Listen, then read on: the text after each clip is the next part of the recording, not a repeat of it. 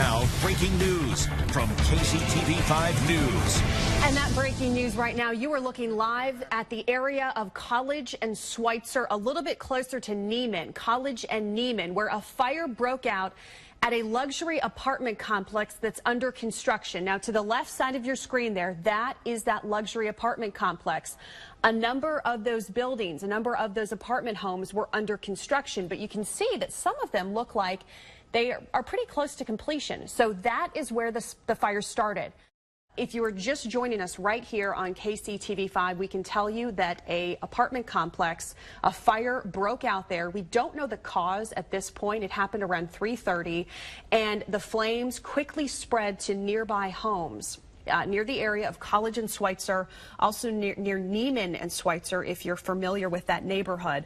We're looking for a little bit more specific subdivision names from our assignment desk, so we're working to get some of that as well. I'm assuming that some folks have evacuated from their home, and if people are at work, then obviously they're not even home, so they might not know what's going on. Devastating to see these pictures here, from all these homes next to the complex up in flames. I think I saw too when Chopper 5 had that wide view of smoke from additional homes, even maybe another across the street, another block away. Yeah. So we have a number of these homes now. That have been engulfed in flames. You see smoke too from some of the other homes. Not necessarily, I'm not talking about the houses that are on fire now, but some other homes too in that neighborhood. This is an extremely dangerous situation here for that residential neighborhood, that street right next to this complex there. You can see that was the seed. The fire got going, a massive blaze. This reminds me of that fire we had in Raleigh the other night. And then a little bit of a breeze, very warm temperatures, low humidity. It simply does not take much. You get a few of those hot embers to go with the breeze and dry conditions, and with weather like we have today, and then just catching fire elsewhere.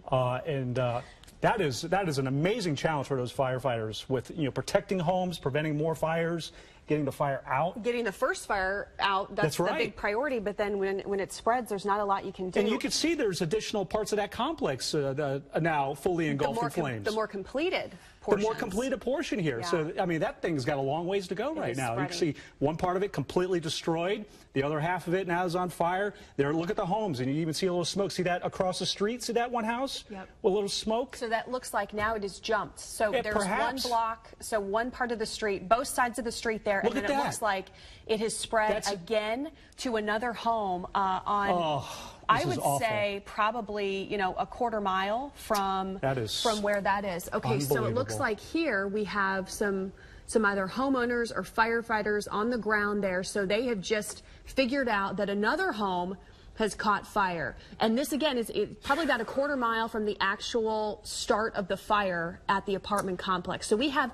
I would say, 4 to 5 homes that are on fire right now besides the luxury apartment complex near College and Schweitzer. This is very close to 69 Highway. Again, very close to Corporate Woods. This is a highly congested area of Overland Park. So it's a people that in Johnson County and Overland Park, many people are familiar with this, but high traffic area. And now many people are trying to figure out, here it is, 4:22 on a Monday afternoon. They had a nice long weekend, and now they're trying to figure out if they're home. A, is it on fire? And B, is it even still there? And you saw that one house. Did you see how far away that one house was on fire? We did. It was almost like 5 blocks. There was one cul-de-sac that was affected, and then it jumped. Yes. It jumped. You're not talking about the neighborhood right next to this massive complex. That's like 3 neighborhoods over. Yeah. Ellen, we're just getting now to the scene, and I want to take you right to the fire behind me. We're sort of north and east of the fire. Of that apartment complex there, but you can see there's a lot of smoke. There's been some big flames shooting up. It looks like there's some apartments under construction back there, and that's where the majority of the fire is. But you can see some smoke spots coming up from that residential area to the south of the apartment complex, and we're trying to find out exactly how many homes are affected in there. But we've seen some people coming out of that neighborhood, keeping an eye on their neighbors, just trying to figure out exactly what's going on. We've seen a lot of emergency vehicles in and out of here as well. this pillar of smoke, it's just tremendous. On the drive here, we saw it as soon as like I-35 and Shawnee Mission Parkway. I mean, it's visible for quite a long ways away. So there's a lot of work to do on that fire as fire crews are there looking at that. Look at this guy. You just feel for him. He's out there fighting for his life to keep his house from catching on fire. He's out there with his garden hose doing everything he can to save his house. This is happening in Johnson County in Overland Park. This has been going on now for a little over an hour, but it's tragic that the apartment complex started on fire. That's a tragedy. And look at now, the guy is spraying his neighbor's house. Sure. See that? He's doing whatever he can. So we're near 115th and Ballantyne, which is just south of this massive apartment complex, which has caught fire, and in turn, some houses in this area have also caught fire. I want to show you what's happening behind me. There is an effort by the fire department here to contain a fire in a home. This is as close as I've been able to get to what's happening. But they aren't the only ones that are out here with hoses. I know that you all were just talking about what you've been seeing, and you've seen residents with fire hoses out here spraying their lawns, their roofs, their concrete driveways. So we had this tremendous fire on a 4-story building under construction, rapidly growing fire, probably a lot of fuel in there with just all the construction materials and whatnot. The winds have pushed a lot of the embers and some of the heat exposure to the south, where we've got a subdivision of homes that butts this property. And we started to see some off-gassing from some of those roofs immediately. That told us they were getting very hot, and eventually we did have some fires start there. So we've got crews in that neighborhood trying to contain those fires, but rapidly spreading and kind of jumping from roof to roof. So it's a real problem right now. There could be as many as a dozen homes on fire down there.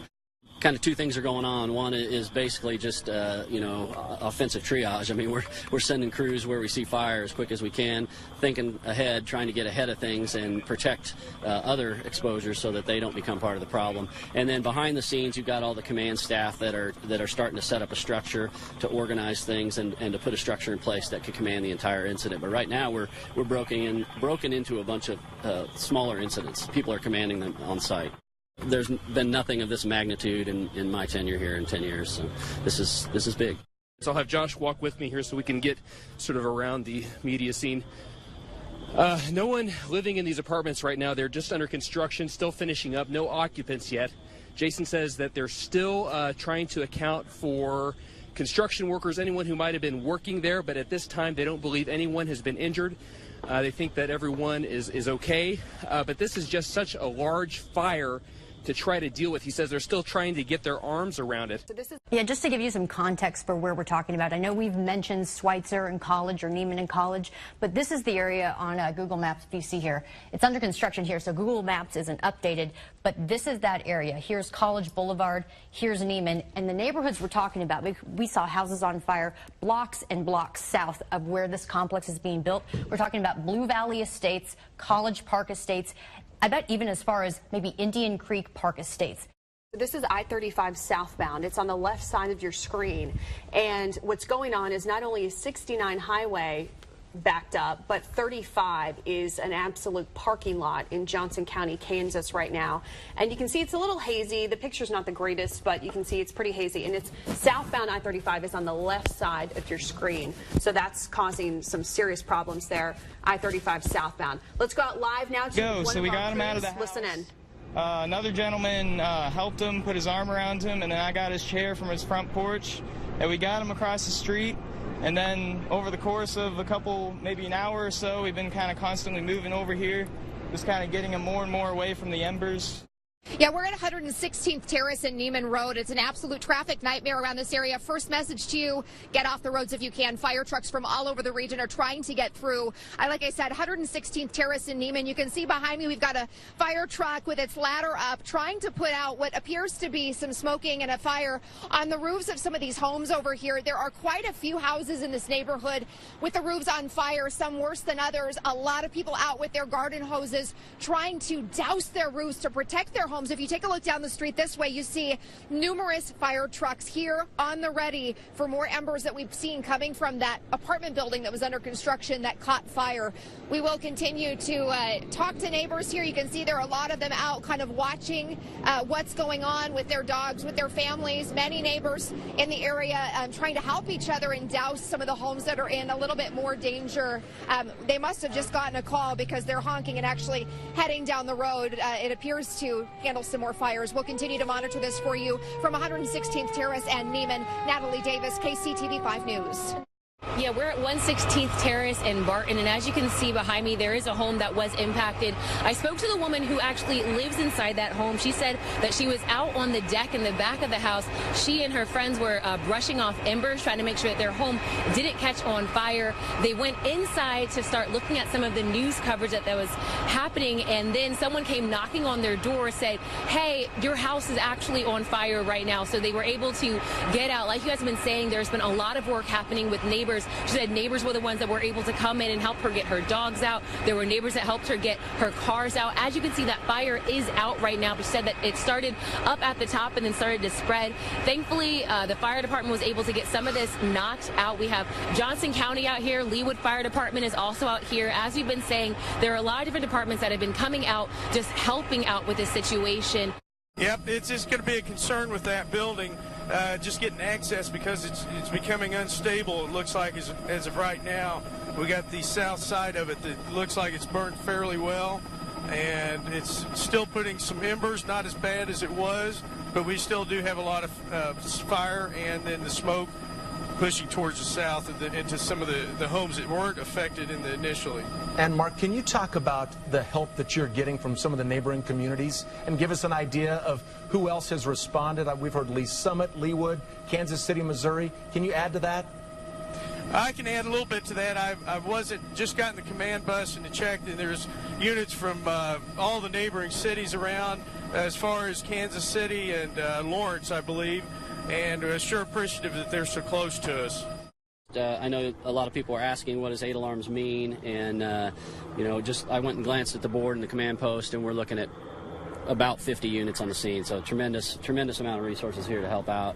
Very grateful to all our partners. We're still really battling this apartment fire behind us. It looks like it's into this last section, what we're calling our B exposure. May very well lose that, but we're doing everything we can to stop it there. Trying to protect the other existing exposures is kind of a big priority for us right now. Still fighting fires in the neighborhood to the south. We actually sent crews all the way down to 119th Street so that we could sort of establish a break. And so we've done that, and we're now working our way back from that to the north, doing brand control. So we're kind of working in an area from 119th Street on the south to our current position, and from Indian Creek Parkway to Quivira. So those are sort of the parameters in which we're trying to make sure that we get all the homes covered. Now, earlier we were up close talking to a few of those people. One of the men who lives along there, his house is about 50 yards away from that, so just a stone's throw away. His neighbor's house next door, the siding on it was completely melted. His house was fine. It was intact just because of the way the wind was blowing. I want to show you just the number of fire crews that are here at 115th and Ballantyne. We have one truck here. We have another truck that's starting to move away to another part of the neighborhood. That's a third truck. We have 4, 5 here at 115th. And then if we swing all the way around to the other side of this street here in this back conjoining yard, you can barely make out those 2 other trucks. Now, in the last 10 minutes, the wind has shifted in this area, and the smoke has started to blow over us. And I've noticed that some of the crews here are repositioning to deal with anything that that change in the smoke might bring. I haven't seen any rekindles in this area like I did about 45 minutes ago, but we've been watching the roofs and watching the fire crews here. We all know it's very dry right now, and it's been so dry. The humidity's been low today, so everything came together today. This was a perfect storm for a fire, and here it is. The amazing thing, Ellen and Gary, that I take away from this is that of all the destruction that we've seen, all the firefighters who've shown up from not just locally but around the area as far away from Lawrence, There's been only one minor injury. A firefighter was taken code green, and as Jason Rhodes said, that's a minor injury. That is miraculous. We will continue to follow all the developing details of this massive fire and how it impacts everyone here, not just in Overland Park, but around Kansas City. Yeah, and we will have much more coming up tonight at 10 o'clock on this 8-alarm blaze and all the families who've been affected. We'll see you then.